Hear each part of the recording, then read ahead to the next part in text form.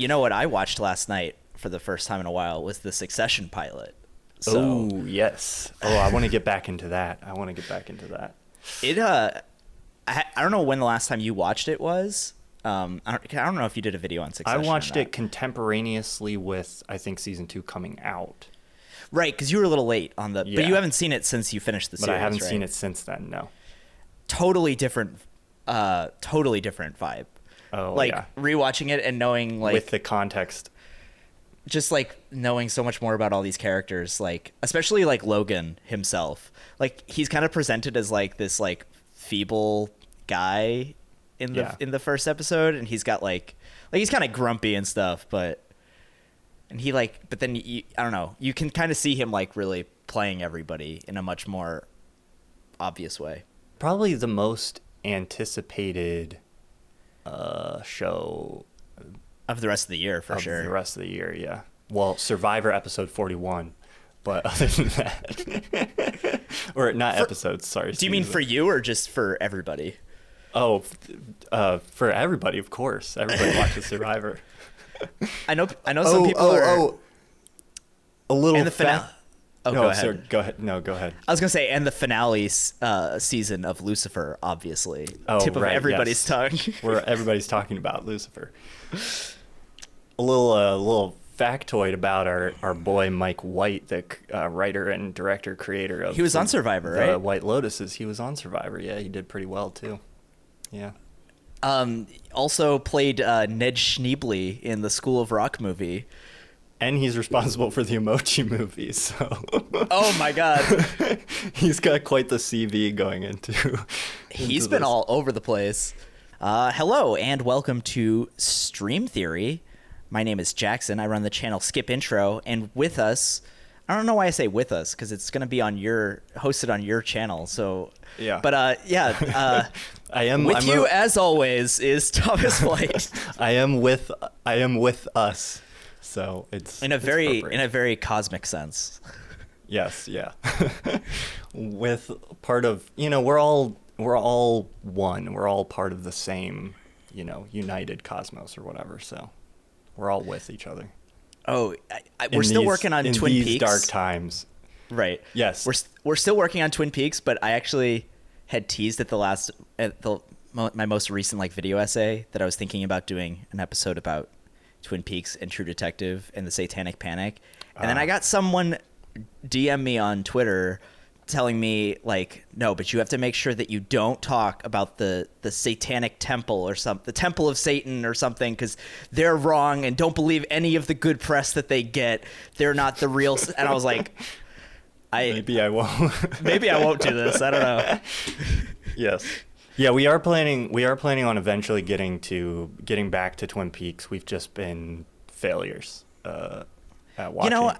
I think it's something that you really want to digest. It's you hit that episode 8, and that's a doozy, and then the show doesn't get any easier to watch after that. And yeah, it's a lot to process. So, and I think, yeah, with everything else I've had going on this summer, really the killer that did me in was I made that David Lynch video, and I watched back to back in the space of 1 week 5 different David Lynch movies, and I think that just that's a lot of Lynch. I had my share of Lynch for a while, so but we'll get to it eventually. But this episode, besides the other things we talk about, we're going to be talking about the White Lotus, because everybody's talking about the White Lotus. So some people are definitely talking about the White Lotus. I told you that everyone was talking about it, and you were surprised. So obviously, not everybody's talking about it. But I don't know who. My corner of Twitter definitely was all about the White Lotus. So I don't really have a corner of Twitter anymore, so I don't know what people are talking about or aren't talking about. So if you're talking about the White Lotus, that's basically everybody. It's all or nothing with Thomas. He's like, wow, everyone is talking about Lucifer right now. What a weird show for everyone to be into. There's a lot of hype. It's kind of crazy. So the White Lotus is, for those of you who don't know, is the HBO miniseries. It was probably originally supposed to be a limited series, but it got renewed for a second season. Oh, I didn't know that. With all new cast members. So it's going to be like an anthology series. Nice. It's from Mike White of many different things fame. Survivor, Emoji Movie. The Emoji Movies. I should probably describe what it's actually about, which is about this hotel resort in Hawaii, and a bunch of people come and they vacation there, and they're incredibly wealthy, and it's a very much like a upstairs downstairs kind of dynamic where we follow the wealthy families and also the help who are kind of being exploited and just invisible to them, other than all of an outlet for their frustration with things that aren't going perfectly on their vacation. And it's really about that kind of tension, I guess. And it's tone wise, it's like a comedic satire. So there's dramatic elements, but like overall, it's closer to something like Succession than... I'd say it's even more comedic than Succession. Yes. Yeah. That's fair. It reminded me a lot of Knives Out when I was watching it. Yeah. In terms of tone, not in terms of... Well, I guess there's a murder mystery as well. The show starts with a mysterious body being loaded onto the plane. And then it goes, all right, let's figure out what happened a week earlier. So, yeah. Did you like The White Lotus? I really enjoyed it. I went into it very blind. I hadn't seen any hype. I just was literally flipping through HBO Max and was like, "Oh, what's this?" And we started watching it, and then finished it in 2 nights. So that's music to HBO's ears. Yes, that's exactly what HBO wants to be happening. I loved it. I thought the satire and the comedy, I don't know, it was like, I enjoy satire a lot, but there's not a lot of satire made right now. I don't know, is that even accurate? My impression is that, I don't know, I feel like Veep is kind of the last thing that I've watched that felt like really well-produced, well-written satire. And since then, there hasn't been a lot that I've watched that's like in that vein. I mean, this is nothing like Veep, really. No. I guess you could argue that Succession is kind of satirical. Right. Or there are shows with satirical elements, but I'm not sure that anything has been as effective as this was. A lot of times, or not recently anyways, a lot of times you end up with these like satire shows that are like, they're satire, but they're really just like embracing whatever they're satirizing. Yes. Which is like a common critique against like the anti-hero movement. It's like, you just kind of like anti-heroes. You're not like making a commentary on them, which is fine. Or the set. I mean, there's kind of been a sentiment that I've seen go around where it's like, oh, the times we live in have become somehow like you can't parody them because they're too ridiculous, they're too absurd, blah blah blah. And when I watched this, I was like, oh, that's obviously false. Because this does that well. It's just you just have to be deft enough at how you do it, I think. Yeah, that was the argument against like the last season of Veep. People were like, this is just I just don't want to watch this. I don't want to watch a satire about incompetent people in the White House. Right. Yeah. Right now, maybe later. With a show like Veep, it's difficult because it spanned so much time that like you have an ingrained format and tone. Right. And literally within the course of 8 years, whatever the show ran, like the world changed a lot, at least, especially the political landscape that was being sort of critiqued or looked at satirically. So Veep is one of those shows that falls into that same kind of trap, though, because like I would listen to you ever listen to those the Pod Save America guys? They had like a podcast that was like, they're like former Obama White House people, and they'd be like, oh, here's how the politics should be, I guess. And they would always be like, the show that is the most like reality is Veep, and it's like it's very boring and silly and fun. And I was like, I don't know if that's like what you want to be putting out into the world. That Veep is like correct. Yeah. What did you think of the show? So you were the one who told me to check it out. You were like, I think you will dig this, and you were right. I think it's probably one of my favorite shows of the year so far. I haven't done my list or anything, but it's got to be up there. I would agree with that.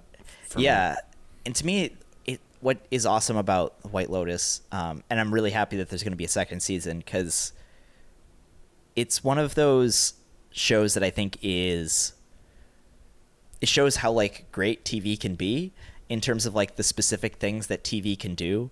It can be about an ensemble cast. It can be about like multiple angles of the same like space. It's much more a show about like this location and this place than necessarily any specific story or any specific character, and just like this place where these two groups come into conflict with each other.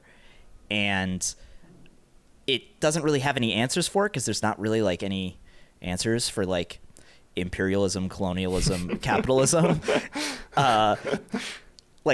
It's like, and they just like make you sit with it for a long time, and it just like keeps meditating on it from different angles. And I've always really enjoyed that about TV, and the way that it can kind of just like marinate on things rather than have to like reach some kind of conclusion or tell a specific story. I mean, obviously there are concrete like character arcs in the show, but that's not like, I think what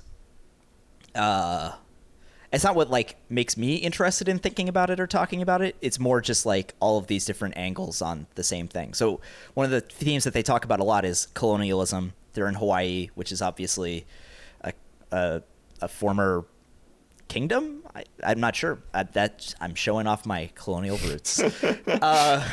But it was kind of colonized by the United States, and turned into a resort island, and most of the native culture has been like erased or co-opted for, rich white people to go and visit. And I think that tension is like very central.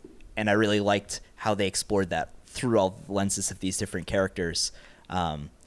Some worse than others in terms of how much we hate them, but I really appreciated that like gradation of characters to explore that with. Yeah, maybe we should give a brief overview of like some of the characters that you see, and we'll announce before we get into any spoilers if we go there.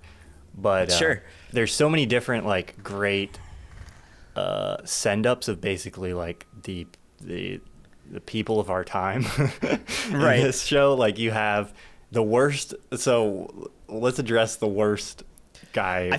I was thinking as soon as I finished it, I was like, I don't know if this has been done. I'm sure it's been done yet, but I was like, I should make a list ranking them from bad to worst, best to worst. So the setup, I think you briefly mentioned, the setup of the show is you start in an airport at the end of the vacation. There's a little flash forward at the beginning, and you see one of the guests leaving Hawaii, and then there's also a dead body being loaded onto the plane, and you don't know who the body is. So and he looks at it remorsefully. Yes, one person makes it out alive. You learn that he was that his wife is not with him. That was his honeymoon, but his wife isn't with him in the airport. That's and right. That somebody on the trip, on the vacation, died and is being loaded onto the plane. So that's the context you have going into the show. And then in the next scene, you're kind of introduced to all the characters that you're going to be spending this vacation with. So the entire time, like at least one person makes it out and at least one person is dying. And as the show goes on, you progressively realize that the one person you definitely wish was in the box is the person who's definitely not going into the box. It's the guy who is definitely not in the box, right? I feel like they do a really good job of like hiding and like playing with who you think is going to be in the box. Like there are a lot of like red herrings that don't feel like manipulative or like they're leading you. Like I think there's lots of different characters who give like hints to it. Yeah. It's like, oh, it's gonna be them, or it's gonna be them. And the only one that you know is not in the box is the husband. And I mean, if we were making the bad to worst, obviously he the goes worst. at the top. He's the absolute worst. So there's like four groups of people that or four like, yeah, let's call it four groups of people. So there's the husband and his wife who are together at the beginning of the honeymoon. Obviously, I guess. Yeah. It's their honeymoon, and they're newlyweds, obviously. And that's Rachel and Shane. And then there's a wealthy family with a daughter and a son. And the daughter is in college and has brought along a friend from college who is a person of color. I'm not sure exactly. I believe Latina. I think so. I don't think they ever explicitly say it. And then there's that's relevant because that becomes a dynamic and sort of yes. I'm not just yes, yeah. of all of the people who are guests, she is the only one who is not white. Yes. There is Jennifer Coolidge's character who is there to spread her mother's ashes, and is a complete alcoholic mess. And then there is the hotel manager, and the people under him, Armand, who is, he's a hotel manager. He's mustachioed.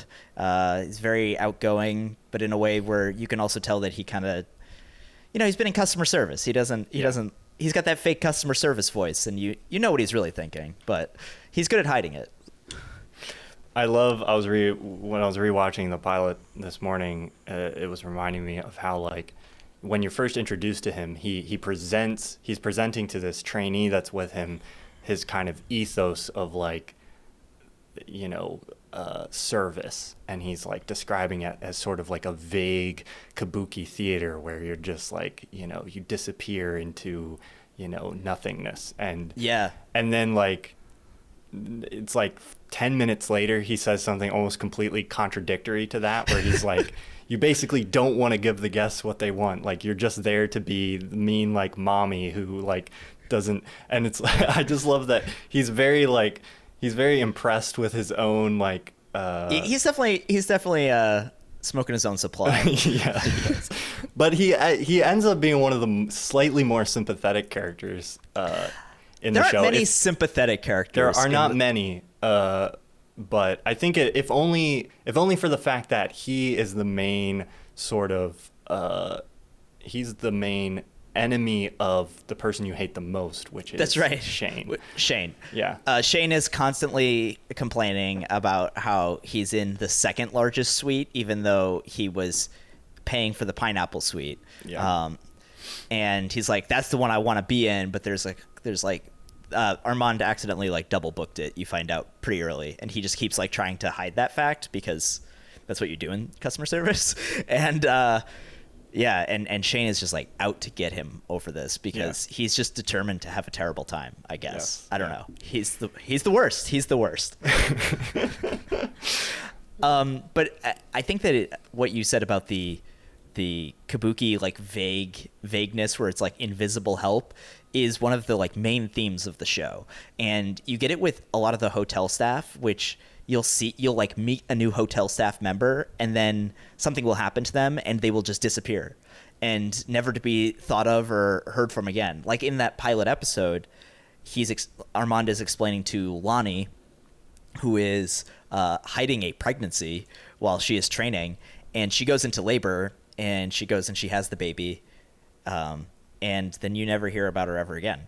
And that's just like the end, and it's just like next person up, and nobody cares, or like none of the guests care, or even know. And Armand is like constantly forgetting that she exists, or like that her name. He didn't even know what her name was the entire pilot episode, and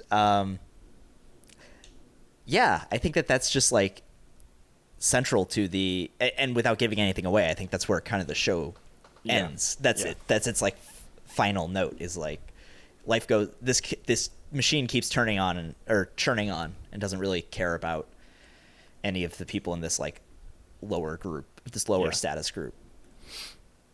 One of the things that I really liked about sort of its I guess you could say critique of the society we live in or whatever is how it shows you have all these characters, these different guests that are at the resort. They're in this position of privilege. They're on this luxury vacation, and they're in a scenario that's sort of like exploitative of the the indigenous culture or environment, and also is just exploitative of the workers that aren't treated very well. They're being mistreated in certain ways, or at least they just are like a punching bag for these guests' sense of entitlement in a lot of ways. It's all ornamental, right? Like there's the hula dances and like the indigenous performances, but that's just like something to watch while you eat dinner. Yeah, exactly. And but what the show does a really great job of showcasing is how like there's these layers and this infighting and classism within the group of guests. So you have like Shane and his fiance, there's like classism between him and her where, she's like really impressed by this whole thing and the room that, she's like, oh, this room is great. And he's like looking down on her for, the fact that she doesn't have as much money as he does or, didn't grow up as wealthy as him. There's infighting between like the mom of the family of the larger family and the daughter and her friend. They kind of, squabble. Yeah. There's these different layers, and so it shows kind of some of that tension and all these different kind of casts of characters that exist still within like a very privileged position. And I think that like speaks to this sense that we have sometimes of like getting caught up in almost a kind of like infighting or like thinking like, oh, I'm good because technically I'm better than my mom, who is a, neoliberal neocon, tech CEO. But then you're still party to, the same problematic system that she is. And everybody's sort of complicit in a lot of the same problems. Yeah. Well, the mother-daughter dynamic by the end of the show is the one that I found most interesting. The daughter's played by Sydney Sweeney, and the mother is Connie Britton. And Connie Britton is like early on is talking about how great Hillary Clinton is and how she's an icon and all this other stuff. So she's like very strongly signaling like where she's at. And Olivia, the daughter, is talking about, okay, mom, whatever, because she's like she's younger. She's like Gen Z, and she's in college, and she's got all of the like buzzwords about imperialism and systemic racism and colonialism and all that stuff. They're reading all the books. They're reading all the books. They're always, her and her friend Paula are always just like reading these books and getting hit on by Shane because I guess he's into like 17-year-olds or whatever. I guess they're not 17 because they're in college, right, but yeah, and then you kind of find as the show goes on and the different storylines play out, the different arcs play out, and Olivia's relationship with Paula gets more explored, and you realize that it's just using the same vocabulary, like the same way that Olivia's mom thinks that she is progressive because she loves Hillary Clinton. Yeah, is the same way that Sydney Sweeney's character Olivia is going to be seen in a certain number of years. Like you can tell that she thinks that she's really woke and whatever, even though she's participating in this same like she's always taking from her friend or from the indigenous people who work at the hotel. And and by the end of the show, she and Olivia are hugging. So I think that's like a pretty strong bookend to the whole thing. Yeah. Yeah, there's not it's a pretty cynical show in that it doesn't really offer, like you already mentioned, it doesn't really offer any solutions. Like there's a lot of different characters that would kind of be like the stereotypes of privilege in the society that we live in. And none of them, I guess we're kind of getting, we might as well get into spoiler territory. Yeah, to absolutely. really discuss the show. So if you haven't seen all of it yet, I'm sure we sold them. Yeah. But none of them are really presented as like a solution. Like none of the people who are a part of none of the guests are able to like kind of transcend the problematic system that they're inside. Well, I think most of them don't really want to. Right. You sent me this video essay last week that I haven't been able to stop thinking about, and it's gone kind of viral. I saw Hank Green I've seen other people. out. Everybody's talking about it. Everybody's talking about it, yeah. Which is about Bo Burnham's Inside, which you and I have both talked extensively about in the past, and how it embodies kind of like white liberal dread of liberals finding out, having that awakening moment of, oh my God, there's so much inequality in the world and stuff like that. And then kind of just wanting to like step back and forget about it, because it'd be great if it'd just be very convenient to forget about it and just retreat into your own bubble. Or even just wallow in that oh no, everything is so bad. And I don't know where you're going, but. Oh, I was just going to say that I feel like that's kind of the place where most of the guests end up, Right. That's kind of, there's a moment where the husband of Connie Britton's husband, whose name I can't remember, who's a trip. My favorite scenes in the show are him talking to his son in the pool during scuba training. Those were one of the iconic. Best scenes. There's a scene where they're sitting on the beach at the beginning, and he's like, the dad's like, he's like, growing up as a boy must just be like so tough these days. And the kid's like, why? Because we can't. What does he say? He's like, we can't harass people. I think he says. Why? Because we can't harass women or something. And he's like, yeah. Like, he thinks about it. My favorite is when the father finds out that his dad was I don't know if he was it's not really clear if he was closeted or if he just liked having sex with men or whatever. And it just like throws him for a loop, and he's talking to his son and he's like, I think that's why I'm so messed up. And the son's like, yeah, you think that's what it is? that's what all right. Yeah. But the father has a line at one of the dinners where they're talking about imperialism and colonialism, and he's like, well, what are we supposed to do? Just feel bad about it all the time? What does that do? And then he does like some hand waving of whatever. Yeah. But I do think that a lot of people feel that way. And I think it's interesting to see, I think the show really explores like why he might feel that way. And especially that whole family is very much about like how you might like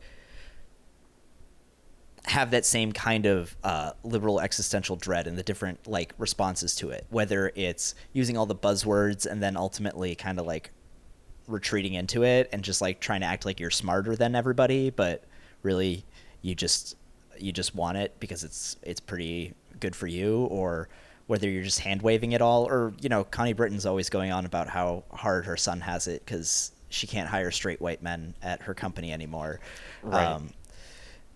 And you see the same thing with Jennifer Coolidge's character, who is going to help out Belinda, who is another character that we didn't really mention, but she's the spa manager at the resort, and she's a masseuse, and she connects with Jennifer Coolidge, and Jennifer Coolidge is like, I'm going to set you up with a business and all this other stuff, and Belinda gets her hopes up, and then at the end, Jennifer Coolidge is like, oh, well, yeah, never mind. I don't want to do that. Yeah. And it's just like, she totally just like used this person up and threw them away. even more than that, she describes it as like, I have a habit of getting into situations where I use money to control other people, and I recognize that that's a bad thing, and so I'm not going to give you money. So it's like she justifies it as being like, oh, I have issues, sorry, where, you know, if I were to do this for you, it would actually be bad for both of us. Really, I'm doing you a favor by not helping you. Right. Yeah, exactly. So it's an interesting, it's like, yeah, there's a lot of, I don't know, it's smart. It's well written. Like there's a lot of, good complicating of things, like where, we're not able to sort of just, I don't know, yeah, I don't know. It's well written. What can I say? I think all the characters are really fully realized too. Like they always, whatever decisions they make feel very true to who they are.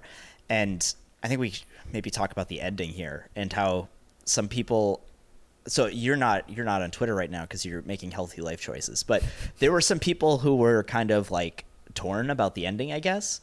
Or like they didn't like it or left them feeling conflicted. And like Vulture did this whole interview with Mike White when it ended and was like, oh, how do you feel about the ending? Maybe it's not good. I don't know. How do you feel? And he was like, I don't remember what he said exactly, but like, I think that the reason that people feel this way is because the big reveal at the end is that, Armand is the man who died, and Shane killed him with a knife in the pineapple suite when he finally got there because Armand had just taken a shit in his luggage because Shane's the worst, and it's kind of accidental, but you see, Shane gets away with it because because like why wouldn't he? And Rachel, who has spent the entire season being like, no, I don't, like slowly realizing how awful Shane is, and at the end is like ready to leave him, and then at the end she just like comes right back because like what else is she gonna do? Right. And I think a lot of people saw that as like, oh, that's just so frustrating. And I think that that's just like very true to her character. And yeah, it is frustrating, but it's like, yeah, it's supposed to be. I don't know what you thought she was going to do there. I didn't think she was going to leave. I think any kind of catharsis in this show would have been like a week, would have weakened it because it's a social critique and a satire that is, criticizing a lot of elements of privileged, upper class culture in America. And if you give everybody, this cathartic ending where it's like, ooh, they escaped their problems, it's like, no, because the point is like the point is like those people in our society haven't escaped those problems.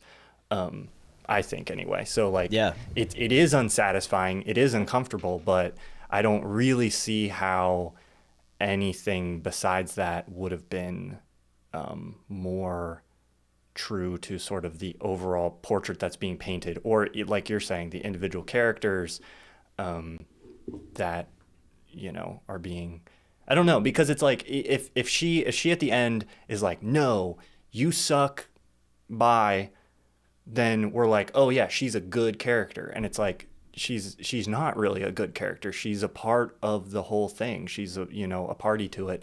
And the reasons she's like, oh, this is bad is because she's like, oh, the fantasy is not, she doesn't actually gain any awareness of what's happening around her or the system that she's inside. She's just like, the fantasy I had of this situation is not living up to what I thought it would be. Interesting. I had a different read on the end there, which is that I feel like she does realize her place or like what the system is, and she she's just like, gives into yeah, it. and she's like, yeah, who cares? It's the best I'm gonna get. Right. Is to be this man's trophy wife. Yeah. There, which that may be more things. that may be more accurate. But like, I think the point is she never comes to a place of like actual,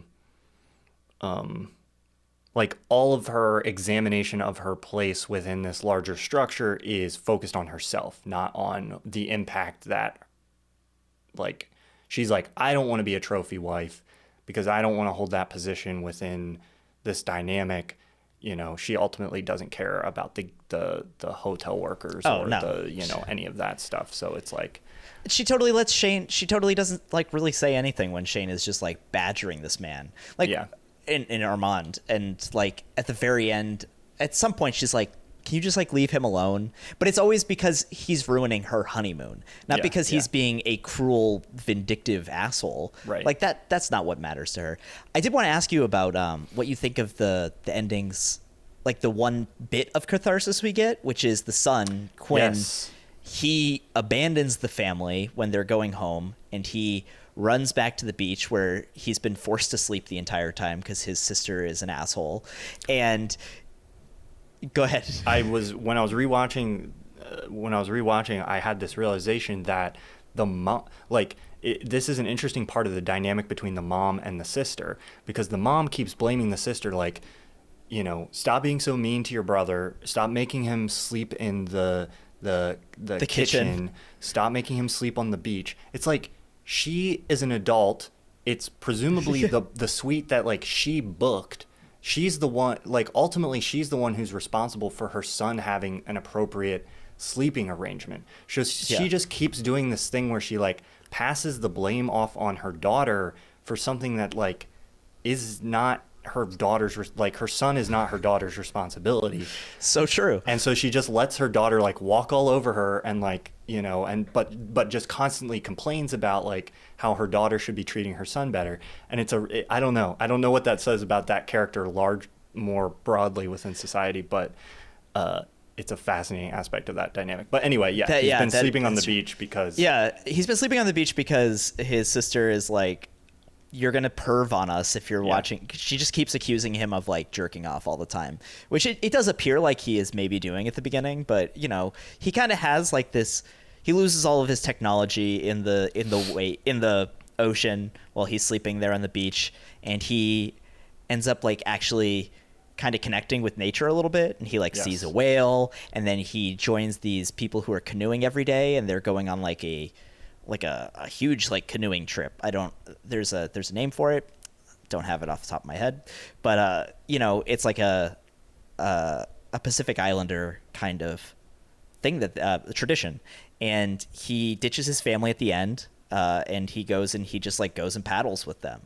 And I think it's definitely framed as like, well, he kind of had like that kind of transformative, fantastical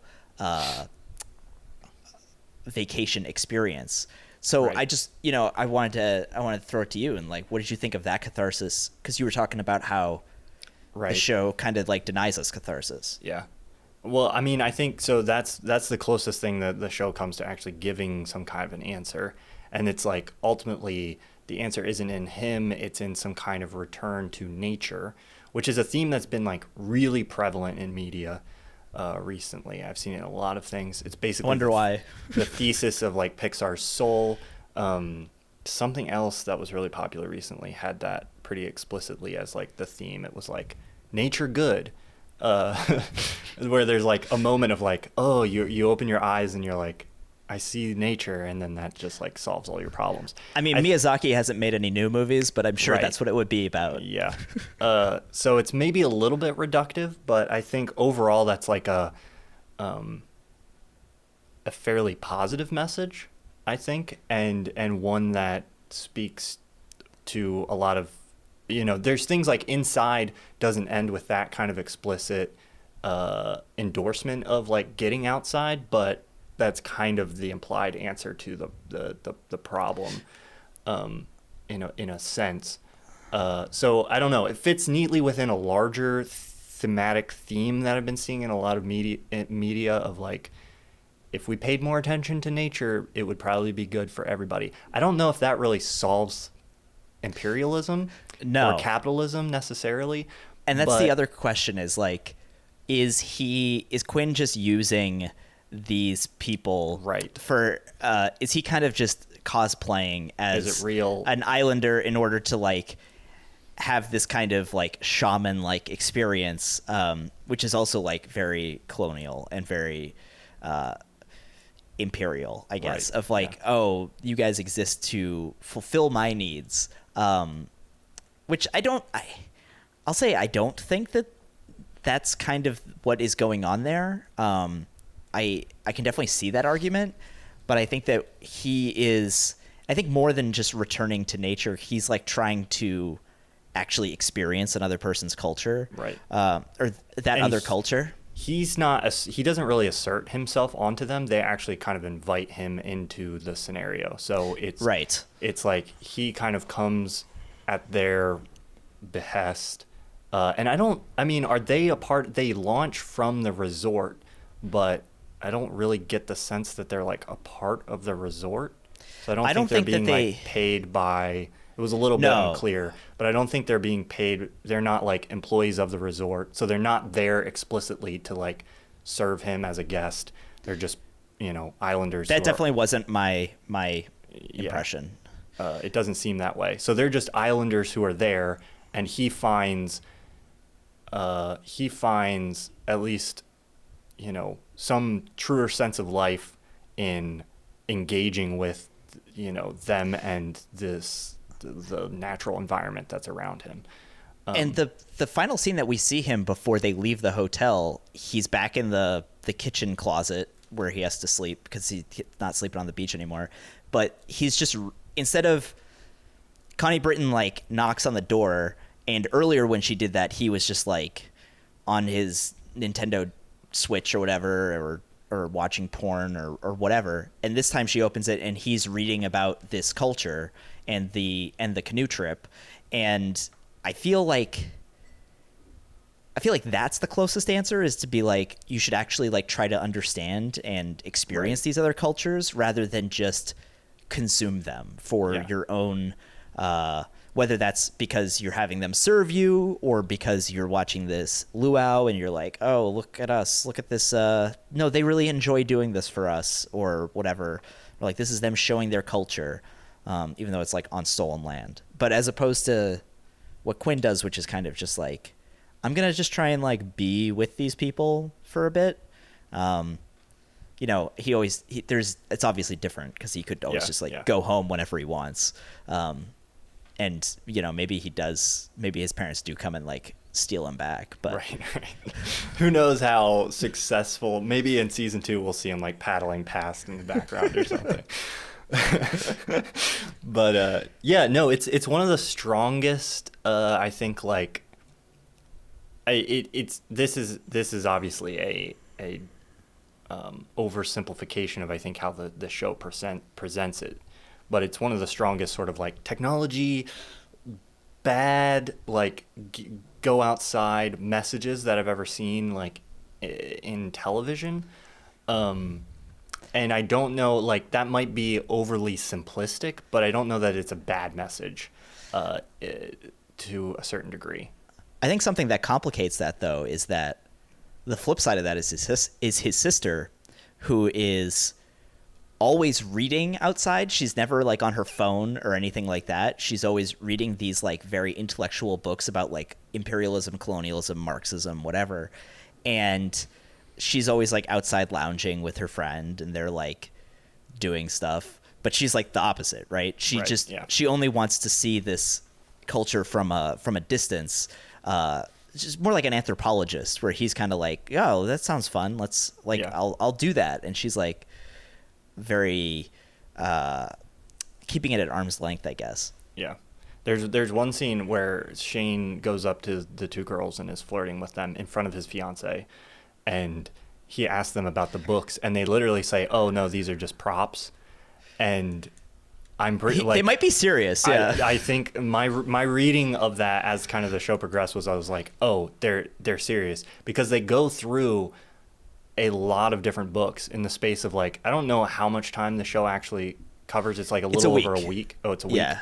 So it's like, I don't care how fast of a reader you are, you're probably not those two girls are not blazing through Nietzsche and Freud in a day and then moving on to like the next thing. So it's like, it wouldn't be fun. I don't know why you would do that. So like they're either just not reading them or don't care, or it's, I think it kind of speaks to this broader like impression of like there's a certain type of and I think it's slightly the generation below us, so I don't want to critique them too heavily, but I think we're a party to it too. No, we're supposed to start a generational war, didn't you hear that? Right, yeah. We're a part of it, so I think I can like criticize it without being like punching down too much. But we're on TikTok. There's a sense of like, oh, I'm informed. Like I'm not like the mom, I'm not like, I'm informed, I know more, I know the buzzwords, I've read the books or whatever. And so it's like there's a sense of superiority that can come from that, but a lot of that knowledge for the characters in the show is ultimately kind of empty, or just they're like props to like show like, hey, I'm very woke, but it doesn't actually amount to anything, at least for the daughter. Yeah. And so I think there's like a little bit of a critique that I think is wise of a trend with our generation and some of the people right below us of like doing that, where it's like you kind of have to, knowing stuff is great, educating yourself, whatever, but you have to do something with that. If you just sit there and like shrug your shoulders, it's like it doesn't matter. I'm like, I think that's good. I think that generation, like moving further left, is, from my political biases, is like good. I like that, but it is kind of like it's better than the mom who is doing the exact same thing, probably, for like that previous generation, but it is just like the next generation of the same thing. It's just like, oh, you get to, and it's like a lot of elitism towards that previous generation. It's like, oh, well, I know this and this and this and this, but she still brings her friend essentially as an accessory, and she tries to take everything of hers that she can, and she doesn't really care about her or any of those things. She almost uses her as like a prop to fight her mom. Honestly, she's like, oh, well, I don't like all of these imperial things because, I mean, look how uncomfortable it makes Paula and all this other stuff. And I think it's better than the neocon, but it's still not like actually what she's preaching. Right. Yeah. I mean, that's what I would say is the trap is thinking you've progressed just because you've adopted additional knowledge, which it's like knowledge is definitely a step in moving in a certain direction, but like just because you've gained the knowledge doesn't mean you've made the movement, so to speak. So but yeah, I'll stop ragging on Gen Zs, because I think... Look, like, we make videos telling people what we think about, just sharing our knowledge, so it's kind of, we're really no better, so... Exactly, yeah. I wouldn't... And I think that it's acknowledging that we're no better, that we become better than people. Yeah. Great score, too. The score is uncomfortable. It's very this was one of those shows where like I see a show like this and I'm like, man, I have like, it feels so fully formed. I'm like, all these people must have done really great, amazing stuff before. But like, I mean, Mike White has some credentials. I looked up don't belittle the Emoji Movie. Yeah, I mean, I'm not belittling the Emoji Movie. I'm sure it's just as biting and smart of a social commentary as the White Lotus is. Cinema. But I was like, oh, this show feels to me like a high watermark for most of the people who were a part of it, like the cast, the like Alexandria Daddario, is that how you say her last name? Sounds good to me. I've seen her in some other stuff. She's great, but like this was definitely the best performance I've seen from her. Yeah. Same of any of the cast members. Except maybe Connie Britton, who's definitely been around. Yeah, I haven't seen much from her, but and then the score and from Mike White as well. I'm like, I could see these, like, this being a turning point at which like we see a lot more great stuff from everybody who was involved with this. And I guess, like you said, there's a season 2 coming already. So one of the things that's really interesting about the show is it seems like it really came together very quickly. Like, part of the reason it's all shot at one location is because it was shot during the pandemic and they just had, it was just more feasible to do it that way. Yeah. I was reading something that said that it was partially greenlit because of that reason. Like, it would be really easy to produce during the pandemic. So it's interesting to see something come from such a like practical source, because usually that leads you to just like a boom in reality TV, right? As opposed to something that's like an HBO miniseries, now actual series of like 6 really fully realized episodes. It's there's a trend that's going on. I haven't really seen people talking about it. Maybe you have, and you read more stuff about TV, but there's a trend that's happening from a technical perspective. I didn't really see it coming, but I can put together the pieces that I see are leading to this. But there's all these things like LED lighting, more easy camera stabilization with gimbals. Cameras themselves are getting cheaper and higher ISO. They can shoot better in low light, so you need less lighting equipment. There's all these like technological advances that have happened over the last 10 years that are, I think, leading to it being a lot. People can make shows that have like a higher standard in terms of visual grammar and lighting, and just like look really polished and well put together with a lot less resources than you would have needed to create that kind of thing in the past. And this really made me think of that, because it looks great, but it was probably a fairly pared down production. You probably wouldn't need that much to pull something like this off. I was thinking about how like seasons of shows are getting shorter and shorter, and even like run times are getting shorter. Sometimes, except for this, it is a different this. a full hour, HBO a full 60 hour. minutes of television just hits a little bit different. Like, that extra 10 minutes feels so long. It's interesting because I was reading about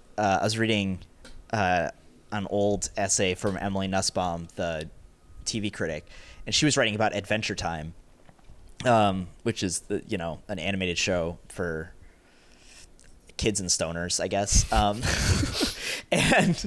And each episode of that is only like 11 minutes long. And I was watching SpongeBob the other night because I'm a kid and or stoner, I guess. And it's obviously 2 episodes of the same length. And I was just thinking about how everything is getting like more condensed, and that's upping the quality. And because so many more people are able to make stuff because of these lower barriers to entry, I think we're seeing just a lot more like stuff that's shorter and more concentrated, kind of, in terms of like quality.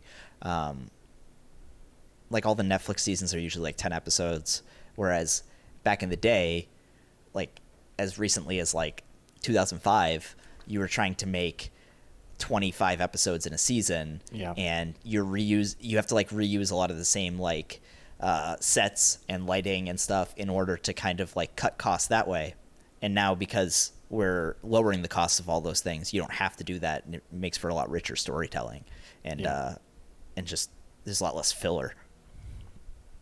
The content revolution is still fully underway. It is like, I think a lot of people, I think anyone who is not on TikTok is going to be kind of blindsided by like the next 10 years. Because I see a lot of stuff on there, and I'm like, the kids that are growing up making content on here, once they become the next generation of consumers and producers, it's going to be like a completely different landscape, because it's changing the language of stuff, and it's democratizing things. So it's like a whole different set of content and style of storytelling that people are watching and using, and the language of it itself. You have all these people who are like, one example is you have all these people who, do sketch shows essentially on TikTok, and they play all the roles. And it's like, I wouldn't be surprised if within 5 years we see an actual like show that ends up on Netflix or HBO or one of these streaming services, where they just get one of those people, give them a show, do all the roles, and they just play all the roles themselves. Not that that's like the future of content, but I'm just saying, like, that's one example of how like new standards and new pieces of like what people find interesting and also just acceptance, right? Yes. Like that's been done before. Like I don't know, like whatever Tyler Perry's up to, he usually plays a bunch of roles in it, and Eddie Murphy did like a bunch of different characters in Norbit, and there was a commercial series back in the 2000s where LeBron James played like a bunch of different versions of himself in all these commercials, and they were pretty funny. But I think that you're right. Like, nobody's going to think of it as like a gag anymore, right? Because it's so normalized as like a general way of talking. Like, I think as an editor, one of the greatest things about this content revolution is the fact that people don't care about jump cuts anymore. Right. Yes. Like when I was growing up and I was in film school, even before that, everyone was like, no, you got to hide all the jump cuts. Jump cuts are bad. Jump cuts are bad. Jump cuts are bad. And here are all the reasons why. And we learned why. And now people just don't care anymore, because they're so used to content being edited so quickly on somebody's phone and just being pumped out, because everyone has access to cameras and editing, but not everybody has that like editing training to be like, oh, jump cuts are bad. / maybe they don't have the time or care that much, and it's just taken off where you can throw jump cuts in and nobody cares. Yeah. And nobody's going to think twice, and it's kind of great. And maybe turns out they aren't actually bad. It's just about what you're trying to do with it's only bad within a certain context. So if we change the context, then I'm not saying like Scorsese should start putting jump cuts in the he already Irishman. does. Oh, does he? I actually made a video cataloging all the jump cuts in The Irishman. There's like 10 of them. Oh wow! Just at like random spots. He must be on TikTok. That's all. That's all the you can give the credit to Thelma Shoemaker, though.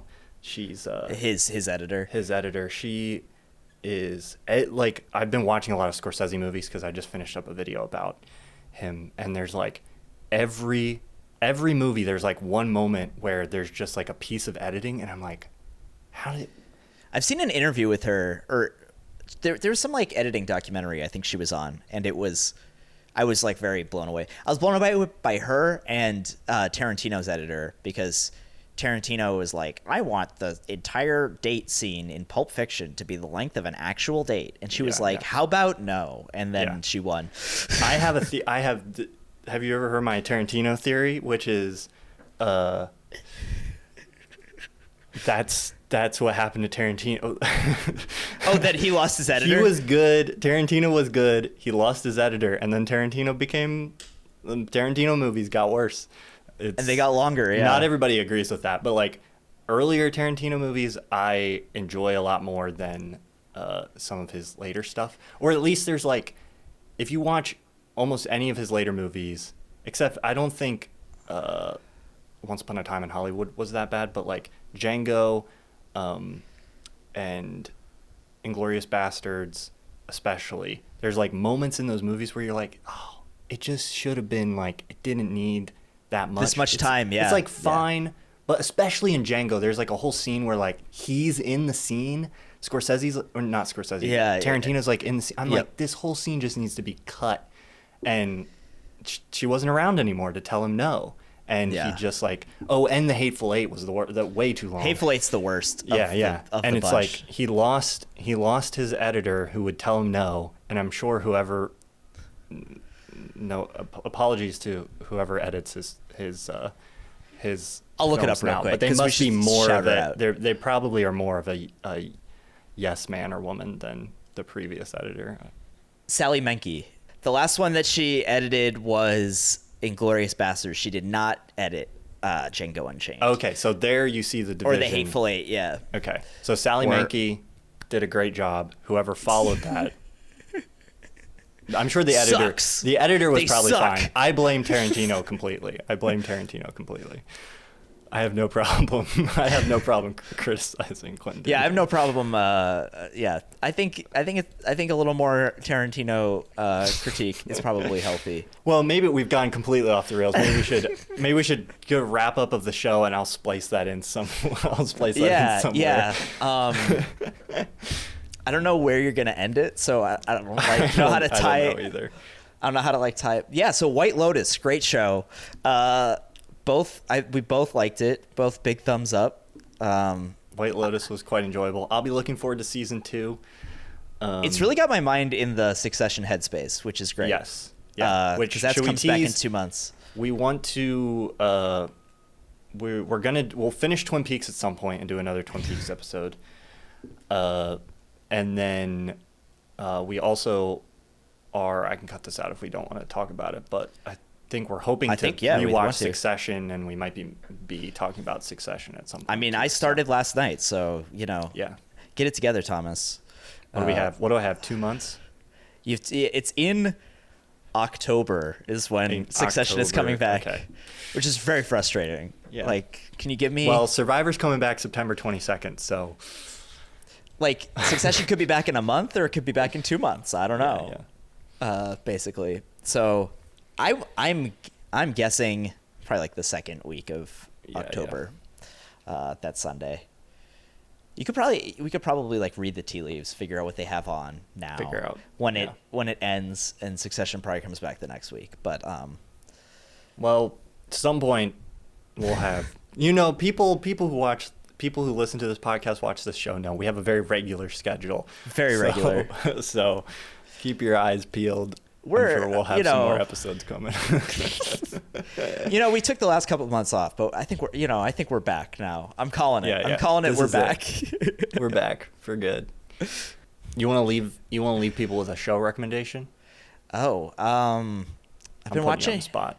Sure, I've been watching Reservation Dogs, which is on FX. That's pretty good. I finished the Harley Quinn show like 2 weeks ago, which is on HBO Max.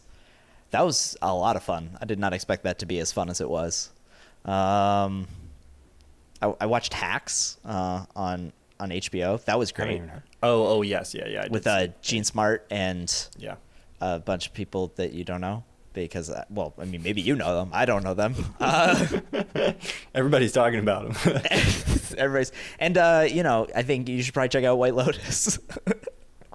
It's a good show. It's a good show. I'll recommend. I think you should. It's old news now, but I think you should leave season 2. Did you like season 2? If you liked The White Lotus, I had a realization this morning that The White Lotus is just a protracted sketch. Protracted, I think you should leave sketch, and that Shane is just a Tim Robinson character. Shane is a Tim Robinson character brought to life in much more harrowing detail.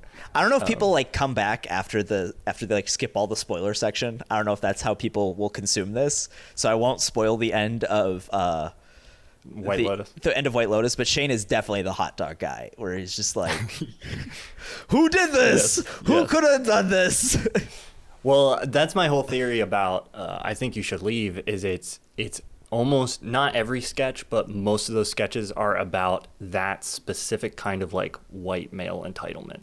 It's like it's like the whole show is kind of a send up of like guys who are like, it's a specific kind of guy who like has one little issue or one little thing in the scenario that's like not how they want it to be, and then like they as throw a soon fit. Yeah. or like they misunderstand something, and then as soon as everybody's like, what, well, why are you making such a big deal out of this, they like play the victim. They're like, oh, what with the pool, the plunge pool.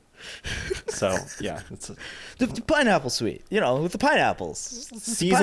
season 2 of I Think You Should Leave is maybe not quite as much of a banger as like season 1. I mean, it's hard to live up to that. It's I love the show. That's one of the only, Hannah and I like rewatch season 1 periodically. That's one of the only shows we like go back to and rewatch and quote all the time. It's a very good rewatch. Jackson, where can people find you? You have, since the last time we talked, you've put out a couple big videos, I think. Probably. I don't know. Yeah, you can find me at Skip Intro on YouTube and on Twitter at Skip Intro YT. I got videos about spooky cop shows, TM, which is about like shows like Buffy the Vampire Slayer and Fringe, and I make it look like I'm going to talk about Twin Peaks, but I don't. It's really, I think, pretty ingenious. Misdirection. Yeah. And just about how those things have changed from being like very anti-establishment with like the X-Files and Buffy, and now they're just totally co-opted by, they're just full cops now. And then I did another video about the show Lucifer, which I've mentioned several times on this podcast, which is about what if the devil also was a cop. And yeah, no, it's what if, right? Yep. What if? Completely implausible scenario, by the way. With that premise, it's you could see it easily being like the cops are actually evil, but no, that's not what they're. Yeah. It's like, actually, the devil's good. Right. Actually, this punishing man who rules hell, actually the best dude because he's punishing evil. So that's fun. Oh man, good times. Yeah. Do I ask you where they can find you? I feel like they know. Right here.